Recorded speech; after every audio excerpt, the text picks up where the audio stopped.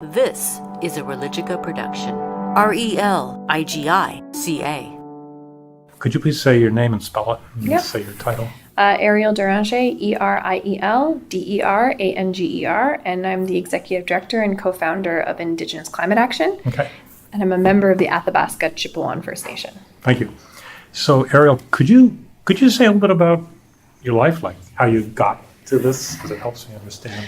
Yeah, I mean, a lot of people ask me that question, and it's a difficult answer because there's no timeline of there's no moment really for me. I was born into activist parents. So, I literally was born into activism in a real way. My parents were occupying our traditional territory in northern Saskatchewan, kind of near Uranium City, Carswell Lake. And the reason they were occupying is that they knew it was being earmarked for uranium development. And so they built a series of cabins, my grandparents and my parents and some of my aunts and uncles. And they were living there for, I think, about 4 or 5 years. And when my mom was 8.5 months pregnant with me, my family was forcibly removed by armed security of an uranium mining company that had gotten the license to develop uranium. And so for me, it's less about challenging one extractive industry and particularly the individual projects, but it's really about challenging the systems that have allowed these type of practices of extractivism and environmental degradation to be considered status quo and business as usual in this country. Indigenous people have a certain awareness of what that means, extractive stuff, that I think a lot of people are just oblivious about. What does it mean? And and not only that, what does it mean to you? And then how can you extrapolate that out into something that other people should be realizing? I think for me too, I say that I have a bit of privilege in being able to understand this stuff because of my parents and who they were. But you can have activist parents and still not understand the value of the natural world. And so my Indigenous culture and cosmology really played a part in sort of creating the foundations of guidance and wisdom to do this work. And that's really the fact that my parents were activists, but they also made sure that we spent time in the land and on the land and understood our place in the natural world. And that is to say that Indigenous culture, and I know my culture as a Denesulin woman, is that we are a part of the natural world. We are not above anything. That the eagles and the caribou and the bison and the moose and the ducks and the fish and the frogs and the grass and the trees, the water, and everything in the natural world are our relations. They are our ancestors, they are our relatives. And when you start to see the world as your brethren, it changes your relationship and how you interact with it, because then you don't see it as something to extract and just take. What I'm hearing from you that seems particularly striking is it sounds like in your work isn't only or something about the environmental issues for Indigenous people, but you're also having a much larger vision of the whole earth and people, because of the whole earth is in trouble. So I'm hearing kind of both levels, and I wonder if you could address that. I think that's the whole thing, is everyone sees it as one or the other or two different things, they're not. They're not, exactly. I mean, the reality is humans are animals that live on the earth, and we're a part of the cycles of life and biodiversity. When we see the environment or climate out of balance, it's an indicator that we are a part of that imbalance. Yeah. And that there are things that need to be addressed. The one thing that's interesting about humanity is we have consciousness. We have the ability to be, we have opposable thumbs. We have all of this technology, but it's disconnected us not just physically disconnected, but it has mentally and spiritually disconnected us from what we are. And when we talk about this imperative to address the climate crisis, there's a direct link to the imperative to address the human crisis.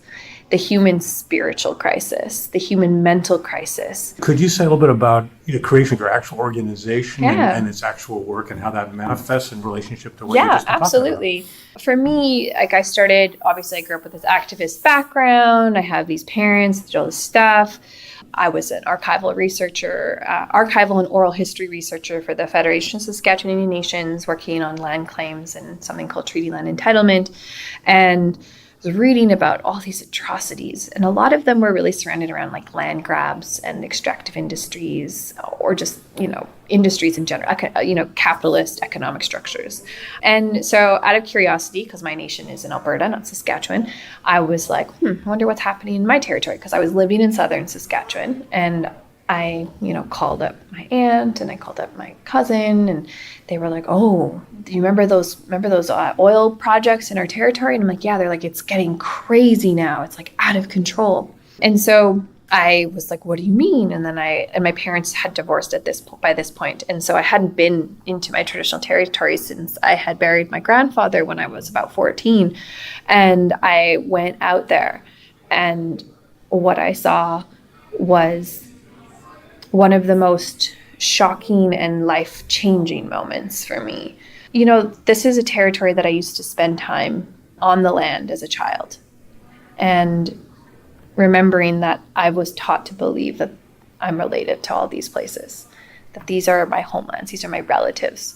So I'm driving with my aunt, and she's telling me like how things are getting out of control, and like we're driving, and she's like, you won't believe it when you see it. And we sort of get over this edge, and she's still talking, and I'm looking out the window, and I can see it all. And it was like someone, and like even thinking about it, like I feel that trauma again. It's like someone like hit me in the chest, and I couldn't breathe, and I couldn't hear anything. My ears started ringing because everything that I knew was destroyed. And it was like seeing someone you love like brutalized and just laying there, and you're just driving past it like it doesn't matter. So it sounds like it was forest. You were driving along and it was forest, and you come over this rise, and suddenly there's open pit mines and cranes, and it's like open pit mines and like factories, and like it's just it looks like death. All of a sudden I'm like, holy crap. And all that research I'd done before somehow is like now being like, it's not stopping. We're supposed to be post-colonial. We're supposed to be in this time of truth and reconciliation. And yet we are still stealing land from Indigenous communities, forcing them and coercing them into economic relationships, telling them that these projects are in the public's and their interests, forced assimilation tactics to further remove us from our lands and territories. And I was like, I can't sit back and just let this happen. And it was not my job. That was not what I was going to do, but I just started organizing on it. So I work on this campaign for 6.5 years to try and bring. Where are we now? Year-wise? This is like 2007. So 2007 to 2018, 17, I just worked on tar sands. So 10 years I just dedicated. Under the name of this organization? No, in various different forms. Like I worked with the Rainforest Action Network, Indigenous Environmental Network, Sierra Club. I worked directly for my First Nation. I convinced my nation they needed to start a campaign. I worked with them directly as a tar sands campaigner. And then I moved to climate change while I worked for my nation. I was like, this is more than just about our community. This is about the global community. This is about all Indigenous communities. And we need to be paying attention to not just the destruction of our traditional territory, but how this is compounding and contributing to global climate crisis. In terms of, the inner ways of Indigenous people, how is that sort of infiltrated through what you're doing? So when I talk about decision-making processes, is we employ a traditional decision-making process. We don't have like a board of directors with a chair. We have consensus and based decision-making from our steering committee. We take the guidance of our elders. And in addition to that, throughout all of our gatherings that we hold, any gathering, whether it's like a meeting of our steering committee to a training camp on climate justice, it is weaved with Indigenous ceremonies.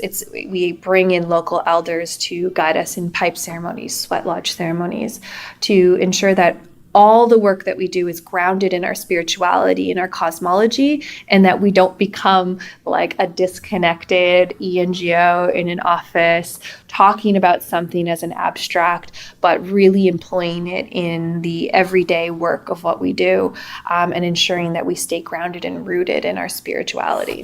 For people who are listening, what can they do to support, or should they just work with Greenpeace or something and know that it does support? I think that's a really big question. Like, what's the role of our allies in this work?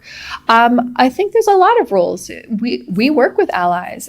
We work with a lot of other organizations, traditional ENGOs, and what we say is like, we need your support in this work. We need bodies, we need resources, we need people that are going to help organize, and you're welcome to participate in our stuff. But when it comes to deciding tactics, strategies, or relaying the stories, it's not your job. Your job is to participate with us. Like, we don't come to your organization and tell you how to restructure your board of directors. So don't come into our communities and tell us that either. You need to let go of colonial patriarchal mentalities and ideologies and let us guide ourselves. And that process may not be what you think it should be, but we've been watching colonial white environmental organizations stumble for decades, and we're gonna find our own process, but we will do it in partnership and allyship 100%. Like I said at the beginning, the only way forward is through not just the biodiversity of the plant kingdom, but the biodiversity of humans. And that includes culture, religion, cosmology, values, knowledge systems. We have to find ways to embrace, integrate, uphold, and value all the different ways of being. Thank you so much. That's so beautiful. Thank you. Yeah, no, that's great. And I think it's really. This podcast was made possible by Religica Allies.